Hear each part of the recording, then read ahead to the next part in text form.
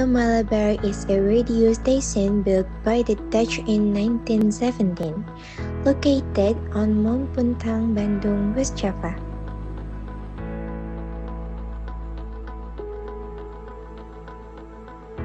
It was once used as a long-distance radio transmitter to connect Indonesia, the Dutch East Indies, with the Netherlands in Europe.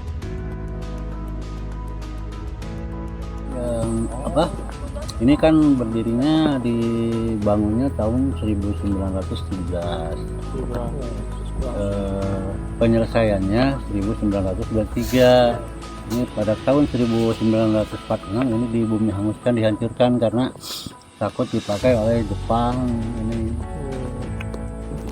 hancurnya 1946. Kemudian tahun 1974 ini ditanam pohon pinus. Setelah itu ada gagasan ya, pada tahun 1985 itu ada gagasan dari masyarakat di sini supaya dijadikan wisata, itu kan ke perhutani. Kemudian 1987 ini dibuka wisata.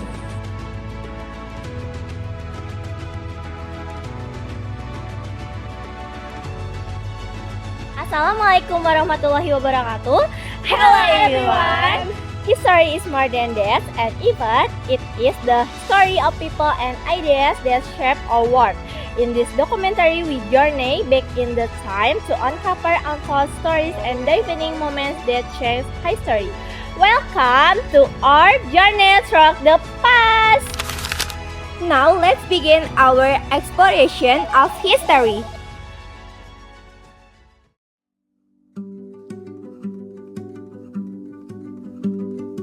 Radio Malabar pertama kali didirikan oleh pemerintah kolonial Belanda pada tahun 1917 dan diresmikan pada tanggal 5 Mei 1923 oleh Jenderal Rooivalk dengan antena yang membentang sepanjang 2 km di antara Gunung Malabar dan Gunung Harimau. Stasiun ini menjadi radio pengantar nirkabel pertama di dunia yang menghubungkan antara Hindia Belanda dan negeri Belanda. Sebagai pusat komunikasi internasional, Radio Malabar dilengkapi teknologi canggih pada masanya dengan daya pemancar hingga 3,5 MW. Dari sinilah lahir kalimat legendaris, "Halo Bandung, here Den Haag." Pada 7 Januari 1929. Saat Ratu Emma di Belanda berkomunikasi dengan Ratu Wilhelmina di Radio Malabar, kalimat inilah yang menginspirasi lahirnya lagu Halo Bandung yang hingga kini menjadi salah satu ikon sejarah.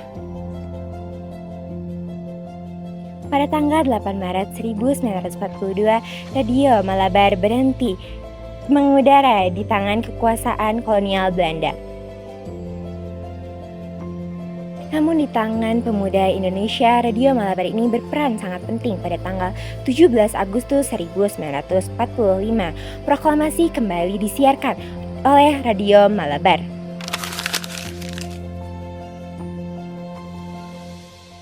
Tragisnya, pada tahun 1946, saat peristiwa Bandung Lautan Api, Radio Malabar dihancurkan agar tidak kembali dikuasai Belanda. Kini yang tersisa hanyalah reruntuhan, saksi bisu kejayaan komunikasi dunia, dan perjuangan bangsa. Meski begitu, warisan Radio Malabar melahirkan organisasi PTT, Cikal Bakal RRI, PT Telkom Indonesia, dan PT Pos Indonesia. Tahun 2025, lokasi ini hidup kembali sebagai bumi perkemahan, wisata sejarah, dan edukasi bagi generasi muda. Reruntuhan ini berbicara, membawa pesan agar kita menghargai sejarah bangsa.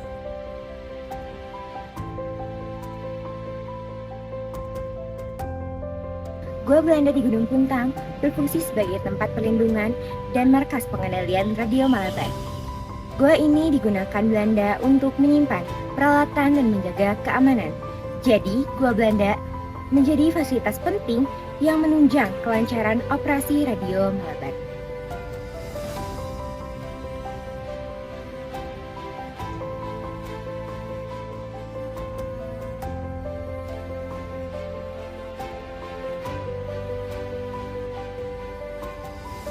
Halo teman-teman, ada satu fun fact nih dari Gua Belanda yang ada di Gunung Puntang.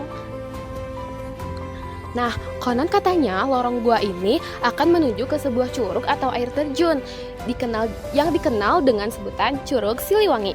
Nah, lorong gua ini kurang lebih panjangnya 1 km.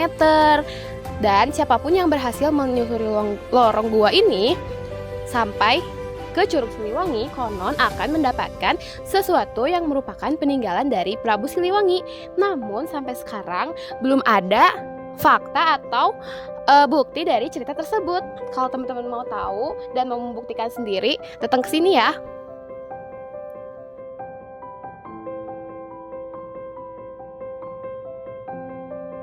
How amazing is this, viewers?